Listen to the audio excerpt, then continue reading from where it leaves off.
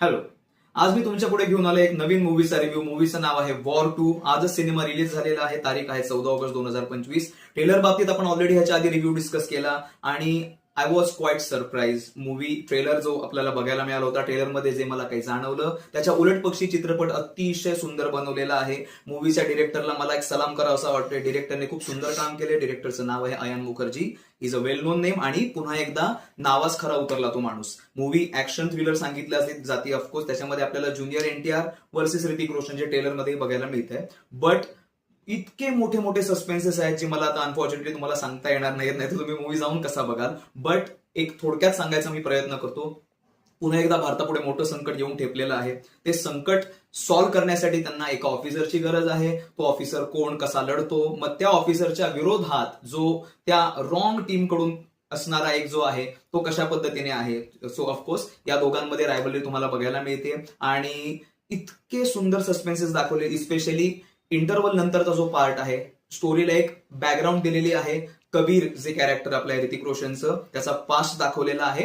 ह्याच्या पलीकडे मी तुम्हाला सांगणार नाही, अदरवाईज मग थोडंसं मेकर सोबत अन्याय होईल. मूवीच्या बॅकग्राऊंड स्कोर बाबतीत थोडंसं I was not really happy about that. कारण मी मागे जसं ट्रेलरच्या रिव्ह्यू मध्ये बोललो की म्युझिकमध्ये तेवढा दम काही वाटत नाहीये. पण आशुतोष राणा ज्यांनी कर्नल लुथराचं कॅरेक्टर प्ले केलेलं आहे, किंवा अनिल कपूर देखील आहेत, पण अनिल कपूर पुन्हा एकदा मला वाटतं की अंडर युटिलाइज दिसत आहेत. त्यांना काही खूप जास्त स्कोप बघायला मिळाला नाही. बट स्टोरी लाईन इतकी दणकट आहे. खूप काळानंतर असं झालेलं आहे की त्यांनी वायर स्पाय युनिव्हर्स म्हटलं, पण त्या युनिव्हर्समध्ये तुम्हाला ऍक्च्युअली स्टोरीतच खरा दम आहे. तर नॉर्मली हे जे तुम्हाला हॉलिवूडमध्ये बघायला मिळतं, तिथे कुठला तरी स्टार पोर्ट्रे करण्यासाठी, त्याची फॅन फॉलोइंग वाढवण्यासाठी मूवीज बनवल्या जात नाहीत. तिथे हिरो असतो पूर्णपणे स्टोरी. तर ते बॉलिवूडमध्ये खूप क्वचित बघायला मिळतं. ह्याच्यामध्ये मी म्हणू शकतो ऑफकोर्स ऋतिक आणि एनटीआर यांना दाखवलेलं आहे, पण स्टोरी देखील तितकीच दणकट आहे आणि ह्यांनी दोघांनी केलेलं कामही तितक्याच सुंदर दर्जाचं बघायला मिळतं. बाकी काही काही सीन्स असे आहेत जे हॉलिवूड मूवीज पासून इन्स्पायर्ड आहेत. मी नाव देखील सांगणार नाही कारण ते फार गाजलेल्या मूवीज आहेत. बट बघताना ठीक है यार, उतना तो सह लेंगे. मतलब कुछ अलग नहीं लग रहा उसमें. सीन्स बहुत बहुत सारे टोटली इंस्पायर्ड लग रहे हैं फ्रेम बाय फ्रेम, लेकिन देखते टाइम मजा बहुत आता है. Hrithik Roshan super cool. त्याचा ऍटिट्यूड, त्याचा स्वॅग, ह्याला तर आपण काय लाजवाबच आहे. त्याच्या बाबतीत वेगळं काय बोलायला नको.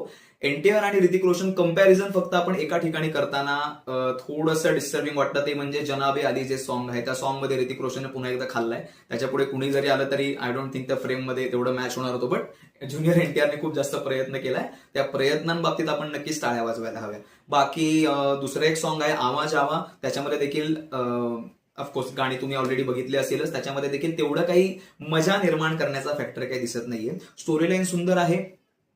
ज्या पद्धतीने भारताला पुन्हा एकदा वाचवण्यासाठी दोन्ही सोल्जर्स जे